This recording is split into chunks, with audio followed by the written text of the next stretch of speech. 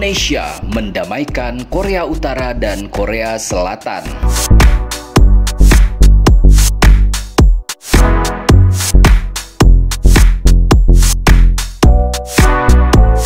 Pengamat Korea Selatan, Dr. Cho Won-deuk, yang juga merupakan Research Professor Center for Asian Indian Studies dari The Institute of Foreign Affairs and National Security atau IFANS, menyebutkan Indonesia punya kapasitas besar untuk mendamaikan dua Korea. Saya pikir Indonesia adalah salah satu mitra terpercaya dan terbaik untuk menengahi antara Korea Utara dan Korea Selatan. Begitu ujar Dr. Cho Won-deuk dalam workshop pertama Indonesia Next Generation Journalist Network on Korea Batch 2 yang diselenggarakan oleh Foreign Policy Community of Indonesian atau FPCI bersama Korean Foundation pada hari Jumat 26 Agustus 2022 yang lalu. Belum lama ini kita lihat betapa Indonesia dengan luasnya mendamaikan perwakilan Korea Utara dan Korea Selatan.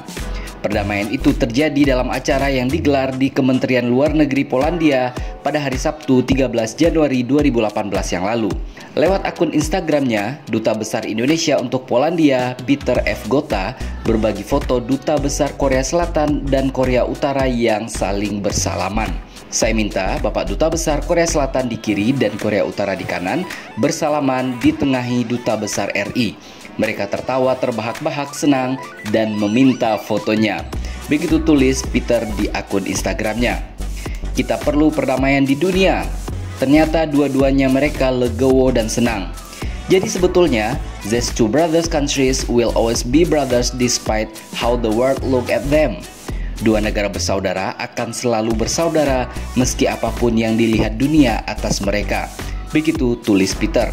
Peter, pionir pertelevisian komersial di Indonesia, menuturkan Dubes Korea Selatan di Polandia mengaku bahwa untuk pertama kalinya dia dan Dubes Korea Utara berbicara dalam bahasa Korea.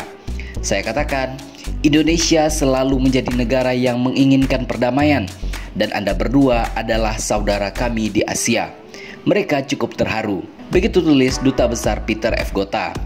Kementerian Luar Negeri Polandia pun minta dikirimi foto tersebut.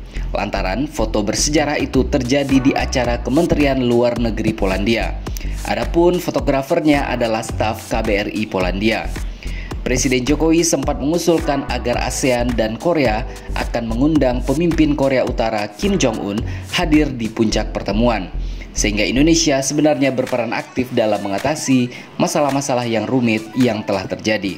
Menurut Dr. Cho, hal ini didukung oleh Indonesia yang memiliki kedutaan Korea Utara di Jakarta dan begitu juga kedutaan besar Republik Indonesia di Pyongyang, Korea Utara. Indonesia juga memiliki sejarah kerjasama yang panjang dengan Korea Utara.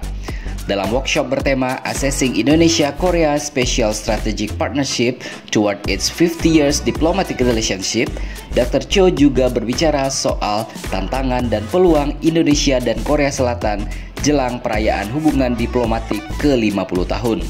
Di masa yang penuh tantangan ini, kawasan Indo-Pasifik tak luput dari sejumlah isu dan konflik, terutama dengan meningkatnya persaingan strategis China dan Amerika Serikat dari segi ekonomi. Begitu kata Dr. Cho Won-deuk.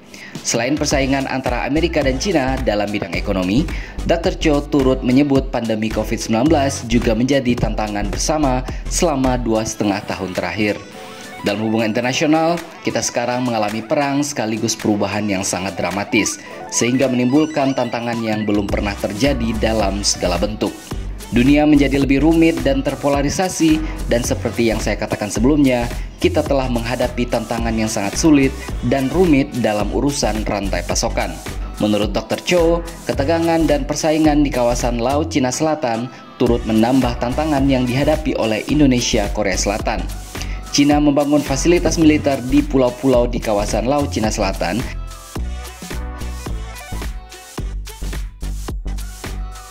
Pada saat yang sama, kita telah melihat pengaruh Tiongkok yang berkembang dan pengaruh mereka di Asia Tenggara termasuk Samudra Hindia.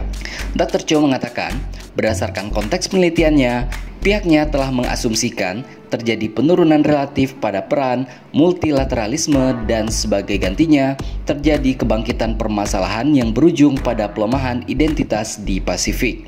Dalam paparannya, Dr. Cho menyebut Indonesia dan Korea Selatan memainkan sejumlah peran penting dalam dunia internasional, terbukti dalam keterlibatan kedua negara di forum dan keanggotaan luar negeri. Indonesia memimpin dan memprakarsai sejumlah gerakan internasional, sebut saja Gerakan Bebas Aktif, Konferensi di Bandung atau Gerakan Non-Blok, dan memimpin sejumlah forum multilateral seperti IORA, G20, ASEAN, MIKTA, dan APEC. Dr. Cho juga menyebut posisi Indonesia yang tidak memihak antara Amerika Serikat dan China, serta memimpin ASEAN Outlook on the Indo-Pacific atau AOIP.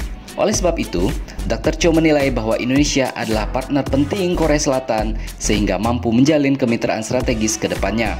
Kedua negara telah berjanji untuk terus meningkatkan kerjasama industri pertahanan dan meningkatkan peningkatan kapasitas dan pengembangan penelitian, serta pengembangan dan perlindungan bersama mengenai kerjasama industri ketergantungan. Indonesia Korea Selatan telah membahas isu-isu yang komprehensif termasuk isu-isu ekonomi politik. Dan seperti yang Anda ketahui, kami memiliki kerjasama pertahanan yang kuat dan Indonesia adalah salah satu importir terbesar senjata Korea Selatan, kapal angkatan laut, dan juga kapal selam. Dr. Cho turut menyinggung soal peran Indonesia dan Korea Selatan dalam bidang perdamaian dunia, terbukti dari keterlibatan kedua negara dalam isu-isu perdamaian luar negeri. Saya ingin menekankan bahwa kita perlu memiliki kesepakatan yang sangat besar untuk mempertahankan hubungan antara kedua negara untuk 50 tahun ke depan pada tahun 2023 ini. Kita pertimbangkan dan bisa jadikan tahun depan sebagai titik balik bagi kedua negara dan bekal bagi generasi penerus. Kedua negara perlu memiliki semacam komite untuk menarik kemitraan strategis untuk 50 tahun ke depan. Dalam workshop pertama Indonesia Next Generation Journalist Network on Korea Batch 2 yang diselenggarakan oleh Foreign Policy Community of Indonesia bersama Korea Foundation, hadir pula pembicara lain yakni Muhammad Takdir, Kepala Pusat Strategi Kebijakan Kawasan Asia Pasifik dan Afrika. Muhammad Takdir menyebut, terlepas dari sejumlah tantangan yang dihadapi kedua negara, seperti isu semenanjung Korea, Selat Taiwan hingga Laut Cina Selatan, kedua negara turut mengembangkan kerjasama dalam membuka peluang di masa mendatang, terutama dalam menyambut perayaan hubungan diplomatik ke-50 tahun 2023 ini. Ada pertanda baik di mana kedua negara membuka sejumlah peluang di berbagai proyek investasi di bidang industri otomotif, alat transportasi, industri petrokimia, listrik, air dan gas, industri baja, mesin elektronika, industri farmasi dan alat kesehatan, industri kulit dan alas kaki. Begitu kata Muhammad Takdir pada hari Jumat 26 Agustus 2022. Peluang ini tercipta lantaran Indonesia dan Korea Selatan tergabung dalam Indonesia-Korea Comprehensive Economic Partnership Agreement atau ICA-CEPA. Dalam hubungan kedua negara, Indonesia-Korea Selatan menurut Muhammad Takdir mengedepankan 3 fokus utama, yaitu kebijakan dan keamanan, ekonomi, dan hubungan antar masyarakat atau people-to-people contact. Peluang ini terbuka lantaran kedua negara punya ambisi besar untuk mencapai target nilai perdagangan di bidang ekonomi mencapai 30 miliar US dollar tahun ini. Pasalnya, Korea Selatan adalah negara ke-6 yang memiliki nilai dagang terbesar bagi Indonesia, di mana tahun lalu total perdagangan kedua negara tahun 2021 mencapai 18,41 miliar dolar Amerika. Ini terwujud lantaran kedua negara juga tergabung dalam sejumlah forum internasional yang meliputi G20, MIKTA, APEC, ARF, VELAC, RCEP, ICA-CEPA, serta ASEAN Korea FTA.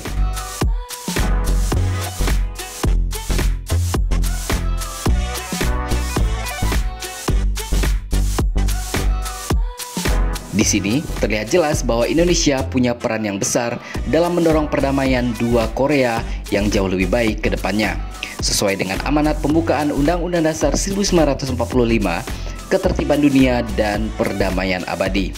Jadi, bagaimana menurut pendapat Anda?